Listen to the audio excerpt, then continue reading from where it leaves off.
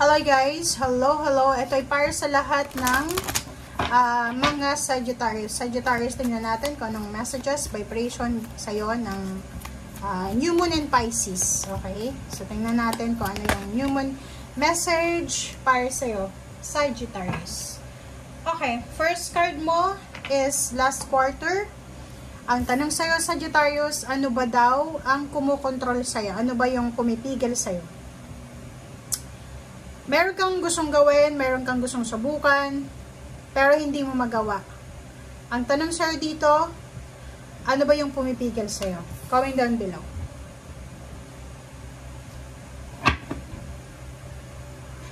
Okay.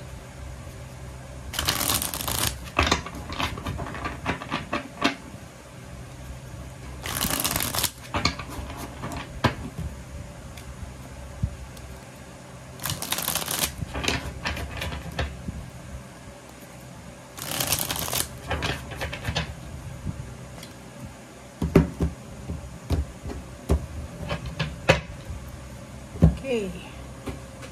First card natin is Three of Pentacles. Wow. So, nakikita ko sir dito, ang pwede na mga gusto mong gawin, ito yung mga sumusunod na gusto mong gawin. May pumipigil sir dito. Oh, sabi ko na eh. 8 of Wands to. Okay guys, tingnan natin. May iba sa inyo dito, Sagittarius, na gustong mag-business. May iba sa inyo dito na gustong makaipon ng pera, mag-open ng business, or mag-launch ng business. May iba sa inyo dito na gustong, pangarap lang niya is magkaroon ng masayang pamilya, buong pamilya, masayang pamilya.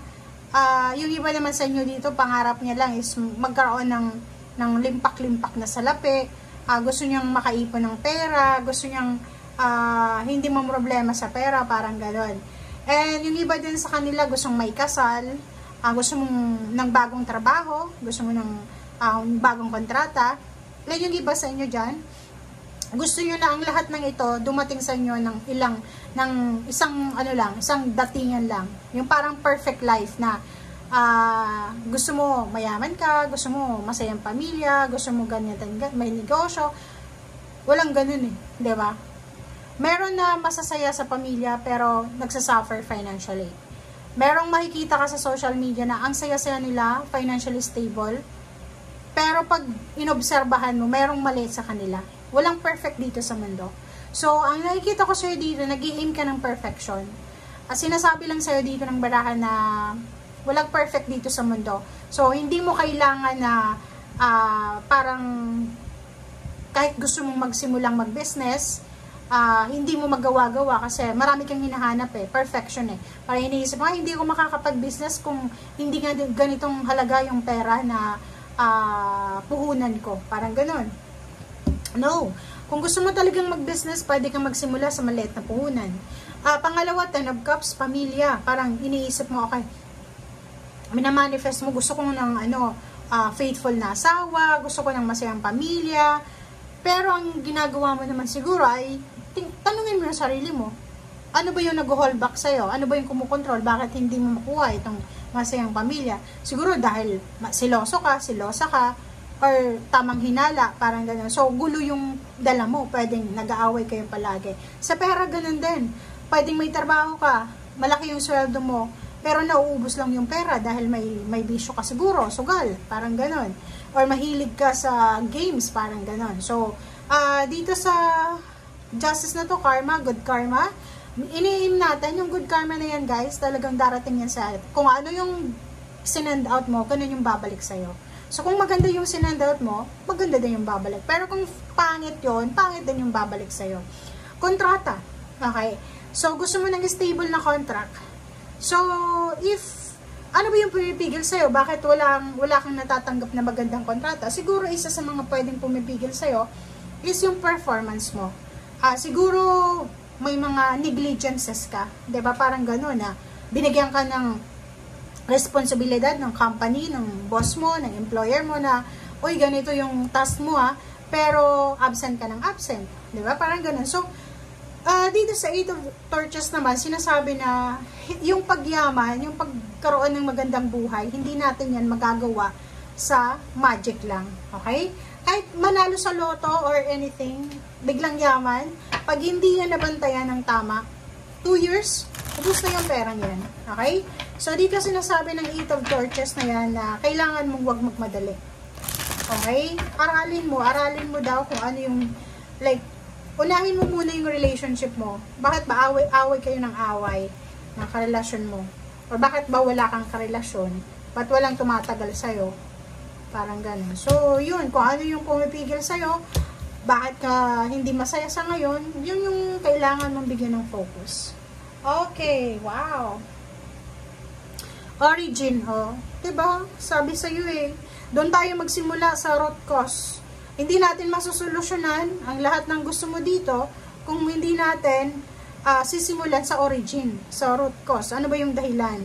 So, nakikita ko sa'yo dito na kailangan mong simulan sa simula. Okay? Make sure na alam mo kung ano yung mali mo. Alam mo yung strength mo, syempre. Alam mo yung weaknesses mo. And, paalala lang, walang perfect dito sa mundo. So, kung may mga pagkakamali ka, accept it. Take responsibility. Okay? Ace of Fire. Ace of Fire, nakikita ko yung excitement. May excitement kang mararamdaman. May mararamdaman kang kilig. Okay? Kasi pwedeng yung mga nangyayaring ito sa buhay mo sa ngayon, may nakikita kang pag-asa. Yung parang may death card kasi dito eh. Pwedeng yung mga problema na yan na pinagdadaanan mo, may nasisilip ka na solusyon. May nasisilip kang answers. Okay? Nakikita ko yung 7 of Air. Mag-iingat ka lang kasi pwedeng isa sa mga taong malapit sa'yo ay niloloko ka. Okay? Wala namang sinabi ditong love life. Pero itong death card, pwede siyang sabihin na love life. Kasi tingnan mo. Diba? Kung lalaki ka, ikaw yan. Ito yung babae. So, it's either yung babae buntis, nabuntis ng iba, or it's either dalawang magkarelasyon to, or isang partner, isang pair ng partner, live-in partner, mag-girlfriend, boyfriend, na posibleng maghiwalay siya dahil sa yung babae, meron siyang, kung lalaki ka, meron siyang karelasyon na hindi mo alam, na pwedeng matagal ka ng 7 of Air eh. Diba? Parang sinasabi ng 7 of Air sa'yo na matagal na to eh. Pwedeng alam mo, or pwedeng hindi mo alam. Or pwedeng nakikita mo, pero dahil sa mahal mo, diba? So, comment down below if you resonated. Ang sa ilalim niya is 3 of Cups. And dito naman is the Star. Oh. Isa sa mga pinaka-ultimate mo talaga tong dream, yung pinaka gusto mo talaga mangyari sa buhay mo is yung magkaroon ka ng simple, masayang pamilya. Yung kasayahan lang. Pero possible naman yun. Basta yun yung sinabi ko sa'yo. Tingnan mo kung ano yung root cause. Diba? Ano ba yung mali sa'yo? Doon ka muna magsimula na i-fix yun. Pag na-fix mo na yun, sunod-sunod na yan. Okay? Thank you guys. Bye!